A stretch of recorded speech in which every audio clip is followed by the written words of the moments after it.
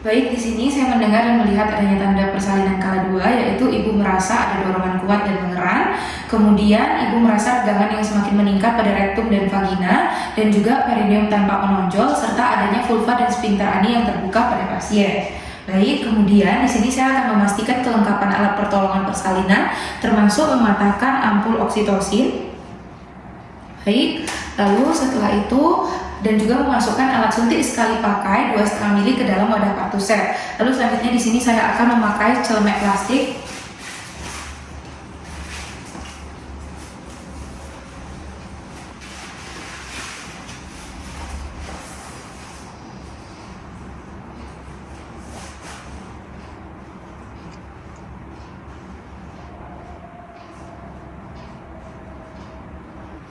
Oke, kemudian di sini saya memastikan lengan saya tidak memakai perhiasan.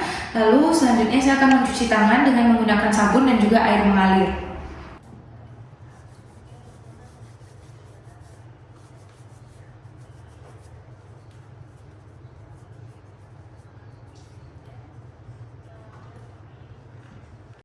Baik, di sini saya sudah selesai mencuci tangan. Lalu selanjutnya saya akan menggunakan sarung tangan DTT pada tangan kanan yang akan saya gunakan untuk melakukan pemeriksaan dalam.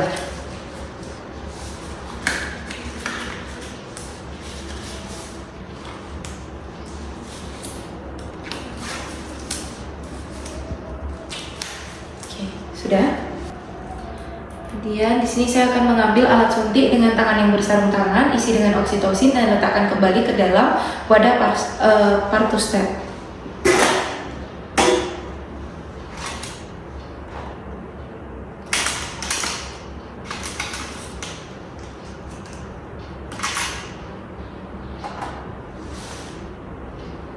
Baik, sudah.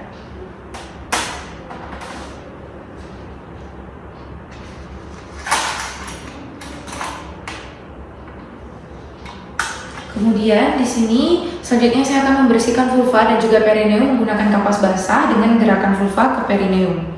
Baik, di sini akan saya mulai.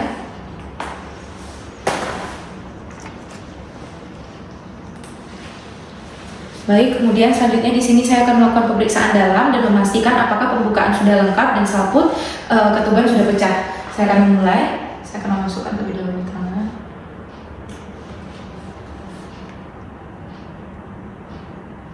Baik, di sini setelah saya lakukan pemeriksaan dalam, untuk pembukaannya sendiri sudah lengkap dan juga ketubannya sudah pecah pada pasien. Lalu selanjutnya di sini saya akan mencelupkan tangan kanan yang bersarung tangan ke dalam larutan klorin 0,5%, kemudian membuka sarung tangan dalam keadaan terbalik dan merendamnya dalam larutan klorin 0,5%.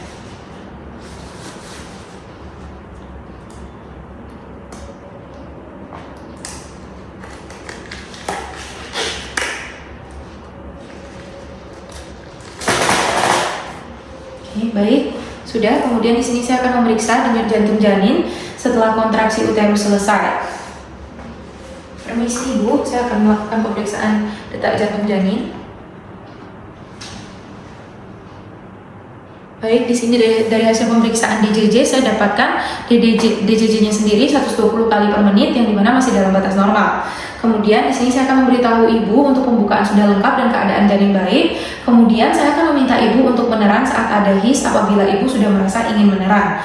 Baik Ibu, di sini untuk pembukaannya itu sudah lengkap ya Ibu ya, dan untuk keadaan janin sendiri baik. Dan di sini nanti saat saya menginstruksikan Ibu untuk meneran, ketika sudah ada yang mulai kontraksi, Ibu tolong meneran, tapi jangan berteriak ya Ibu ya. Ibu cukup tarik nafas, kemudian ditiup-tiup saja secara perlahan agar tenaga Ibu tidak habis. Baik Ibu, kemudian di sini saya juga akan meminta bantuan keluarga untuk menyiapkan posisi Ibu untuk meneran. Pada saat ada his, bantu Ibu dalam posisi setengah duduk dan pastikan ia merasa nyaman. Baik, kemudian Ibu tolong dalam keadaan setengah duduk ya Ibu ya. Nah, di sini pasien sudah pada keadaan litotomi. Kemudian setelah itu saya nanti akan melakukan pimpinan meneran saat Ibu mempunyai dorongan yang kuat untuk meneran. Baik, tadi sudah saya jelaskan ya Ibu ya instruksi kapan Ibu harus meneran dan bagaimana caranya. Nanti Ibu ikuti saja instruksi dari saya. Baik. Kemudian selanjutnya di sini saya akan meletakkan handuk bersih untuk mengeringkan bayi di perut Ibu jika kepala bayi telah membuka vulva dengan diameter 5-6 cm. Di Sini saya akan meletakkan handuk bersih di atas perut ibu. Nah, kemudian baik, di sini saya akan meletakkan kain bersih yang dilipat sepertiga pada bagian bawah bokong ibu. Permisi ya ibu ya.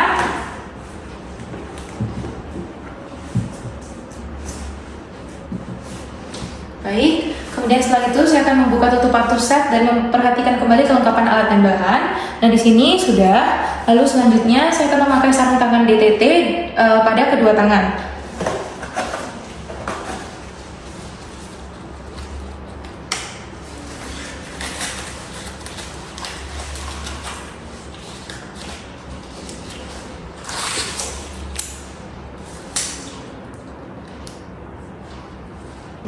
Nah, di sini saya akan memeriksa apakah ada lilitan tali pusat pada leher janin. Baik, saya tidak menemukan adanya lilitan tali pusat pada leher janin. Kemudian di sini saya akan menunggu hingga kepala janin selesai melakukan putaran paksi luar secara spontan. Baik, di sini setelah kepala melakukan putaran paksi luar, saya akan memegang kepala secara biparental seperti ini. Kemudian selanjutnya saya akan membantu untuk melahirkan bahu bagian anterior terlebih dahulu dengan cara mendorong bayi ke arah bawah. Lalu selanjutnya melahirkan bahu bagian posterior dengan cara mendorong bayi ke arah atas. Nah, dan jika sudah, saya akan menyanggah bagian kepala bayi terlebih dahulu. Kemudian selanjutnya saya akan menyusuri bagian punggung dan saya akan menyanggah bagian lutut bayi dengan meletakkan tangan telunjuk saya di antara kedua lutut. Nah, di sini saya akan melakukan penilaian pada bayi aktif menangis dan juga bayi aktif bergerak dan juga tidak mengalami kesulitan dalam bernafas. Baik, di sini saya selanjutnya akan meletakkan bayi pada bagian atas perut ibu.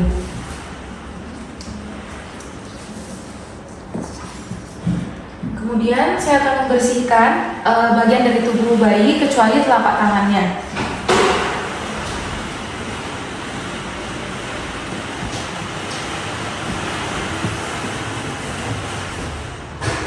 Baik, sudah. Baik, di sini saya akan memeriksa kembali uterus untuk memastikan tidak ada lagi bayi di dalam perut ibu. Baik, sudah. Kemudian selanjutnya di sini saya akan memberitahu ibu bahwa ibu akan disuntik dengan oksitosin agar uterus berkontraksi dengan baik. Baik ibu, nanti saya akan menyuntikkan oksitosin pada ibu ya bu ya, untuk memastikan bahwa uterus itu akan berkontraksi dengan baik ya bu. Permisi. Di sini saya akan menyuntikkan oksitosin dalam waktu 1 menit setelah bayi lahir sebanyak 10 unit secara intramuskular di bagian sepertiga paha atas bagian distal lateral. Nah, kemudian nanti saya akan melakukan aspirasi terlebih dahulu sebelum menyuntikkan.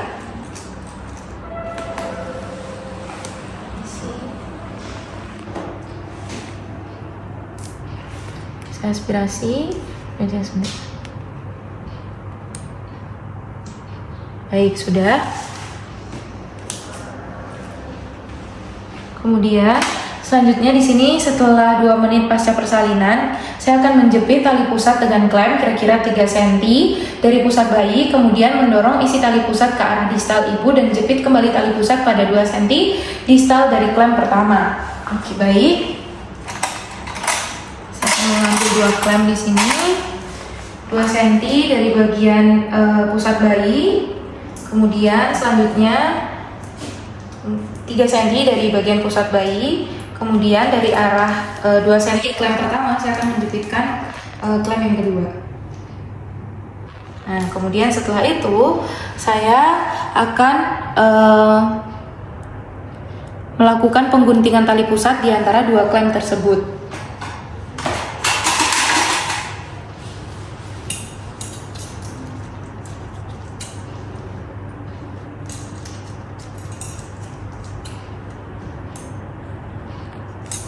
Baik, selanjutnya di sini saya akan mengikat tali pusat menggunakan benang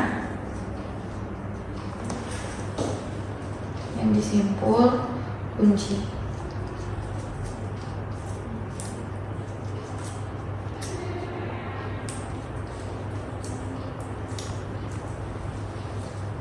Baik, sudah. Kemudian di sini saya akan menyelimuti ibu dan bayi dengan kain hangat dan memasang topi di kepala bayi.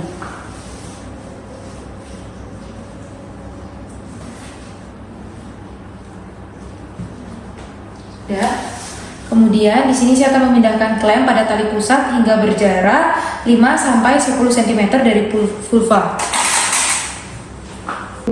Selanjutnya saya akan memindahkan klem pada tali pusat hingga berjarak 5-10 cm dari vulva.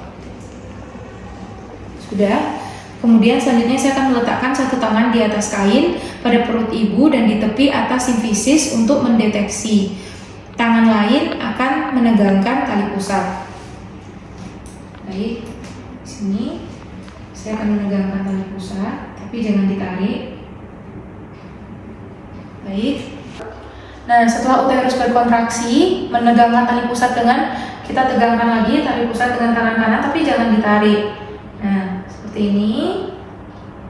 Kemudian, sementara tangan kiri menekan uterus dengan hati-hati ke arah dorsokranial. Lalu selanjutnya, jika plasenta tidak lahir setelah 30-40 detik, hentikan penegangan tali pusat dan menunggu hingga timbul kontraksi berikutnya dan mengulangi prosedur.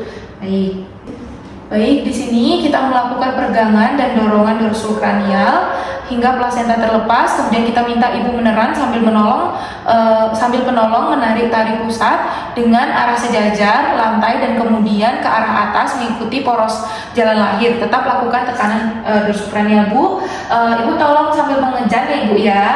Sini ke arah bawah, kemudian ke atas. Bawah lagi, kemudian ke arah atas. Lalu selanjutnya setelah plasenta tampak pada vulva, teruskan lahirkan plasenta dengan hati-hati.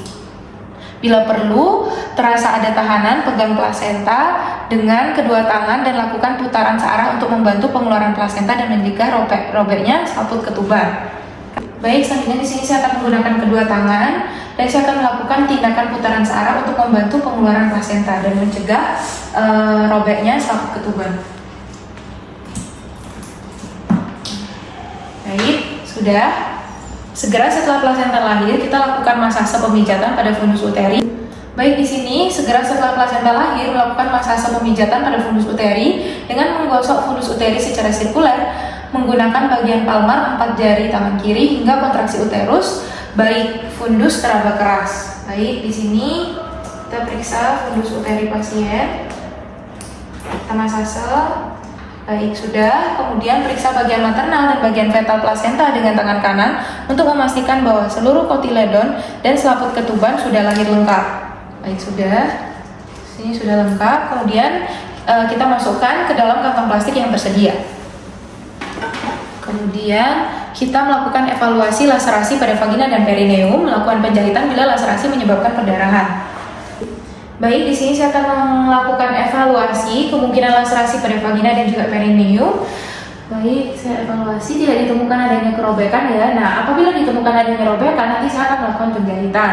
Lalu selanjutnya di sini saya akan memastikan uterus berkontraksi dengan baik dan tidak terjadi perdarahan tervaginal. Nah, di sini untuk kontraksi uterusnya sendiri baik dan saya tidak menemukan adanya perdarahan pervagina pada pasien. Kemudian di sini saya akan membiarkan bayi tetap melakukan kontak kulit di dada ibu paling sedikit 1 jam. Nah, kemudian setelah 1 jam kita lakukan penimbangan dan juga pengukuran bayi. Lalu selanjutnya kita memberikan obat tetes mata pada bayi. Ya, kemudian setelah itu kita memberikan vitamin K1 1 mg secara intramuskuler di paha kiri anterolateral bayi. Baik, di sini saya akan melakukan penyuntikan vitamin K1 pada bagian paha kiri pasien, di bagian anterolateral.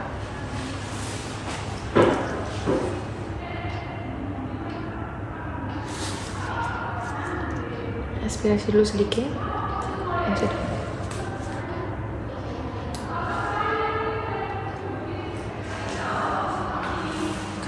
Baik, setelah 1 jam kita sudah memberikan vitamin K1 pada bayi. Selanjutnya kita berikan vaksin hepatitis B di bagian paha kanan bayi.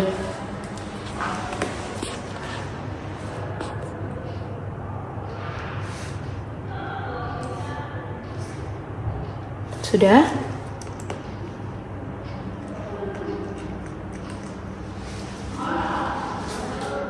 Kemudian selanjutnya di sini melanjutkan pemantauan kontraksi dan mencegah perdarahan pervaginal.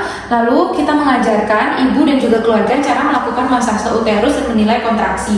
Baik Bapak, nanti Bapak tolong ibunya dilakukan masase pada bagian uterusnya di bagian atas ini ya Pak ya.